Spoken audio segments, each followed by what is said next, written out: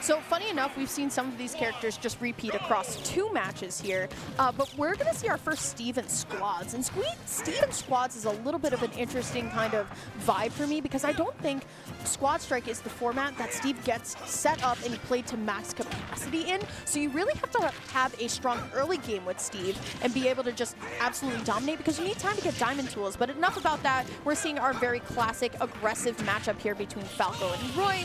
It is going to be Arctic coming out, or Mastronarde already playing super well right now on this Falco. If anybody loves this good secondary Falco that, you know, just combos and edge guards well, it's me. True.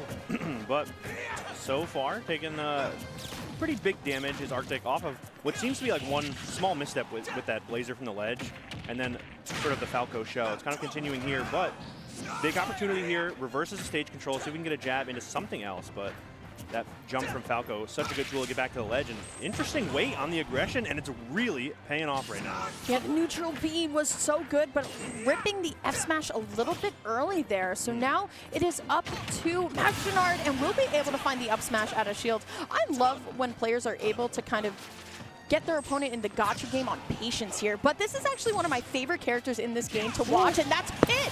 Pit is so good. That forward air is so good. The F smashes are so strong on this character. And if you really move with this character, it's a juggler, but you're going up against Enderman. And like we talked about, Steve, not my favorite Squad Strike character, but if you got a nasty game with the wood tools, you got it. I was going to say, he kind of suffers from a problem that Wario had in the base game, but it's kind of exacerbated with the resource bar not really lasting. But you spawn with just enough iron to make something like that happen, and sometimes that's all you need. And another one off of the down throw, now out of iron, but again, these, you know, kind of early tools are still good enough to combo Rob. Look at that damage rack up. Yeah, I was about to say, Mastronarde plays a very, very aggressive Steve, and I'd love to see it, right? Like when you're kind of dancing on your opponent's shields with up tilts and F tilts, really just kind of overwhelming your opponent. The only thing they can really do at that moment is try and roll out, but you have a coverage option for that, or just kind of drop shield in that moment. And now Arctic, who was fighting back really well, is now going to be down versus Steve. And my goodness, what a show. It's not going to be enough, but that was cool. I was going to say, you said down versus Steve, and then he went all the way up. Big combo right there with the TNT, and still not really finding a lot of damage here. The defensive options, just in terms of shield timing and spot dodges from Mastronarde, have been flawless. Arctic not really able to find those hits, and then one small misstep turns into big damage, too. It's kind of tough right now. Yeah, absolutely. And then this is the part where Steve gets very comfortable. We've had tons of times. So now we have time to go crap that diamond here. We have a little bit of rage. And even if this, you know, stock from Steve doesn't KO, you're about to get a ton of damage with diamond anyway. But still, Rob at 131. Diamond tools make any heavy characters look a little bit light. But I love how Arctic not going down without a fight here. But Mastronarde now slowing down the pace completely. And it's all about the recovery here. Hey, yo! Oh, nah. What was the geometry on that? What was the geometry on that? Both players are actually kind of in awe. I'm in awe. That was sick. Right. Those are just sort of like remnants from earlier, you know, walls or sort of building blocks, but they just happened to be towards the end of the resource bar, so they were kind of the more healthy or, you know, tougher blocks, and they just happened to work out into something that would have confused a 9th grader taking geometry for sure. I don't know how it all worked out, but it led to a huge minecart out of disadvantage, and Mastronarde with a solid showing. We didn't even get to see that Pokemon trainer yet. Nope, didn't need to. True. I mean, Pokemon Trainer has 3 characters. I saw 3 blocks in a minecart. Like, that was crazy. All right, regardless, though, Arctic going to try and fight this back. Mastronarde, an amazing showing. That was so fun to watch. I have to, I guess, like, fill out the Steve and Squad Strike apology after that one. But we are going to start speed with speed here and see Aegis come out, specifically Mythra. And this is definitely the character you want to overwhelm a Falco with, right? Like, these up tilts, and the way that you're able to essentially not let Falco land is good, but we have to find those finishers, and that's what Pyro's for. Right. Yeah, I mean, it's a kind of similar story to the Roy, but they're kind of telling it a little bit differently here in Game 2. Already a little more even, and some smaller missteps. That dash attack, though, getting punished here with a big combo. Even though it's not all connecting, that pressure really working out for Mastronarde here.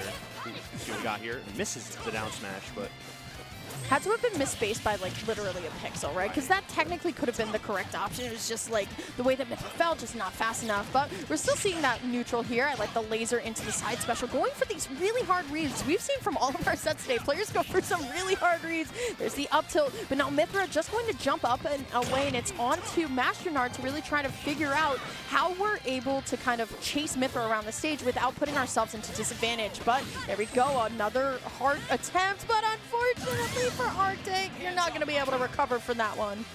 Yeah, that really was a interesting idea from Mastronarde, going for a lot of combo starters and then kind of waiting out the option from Arctic. But Arctic usually just kind of jumped away and reset neutral.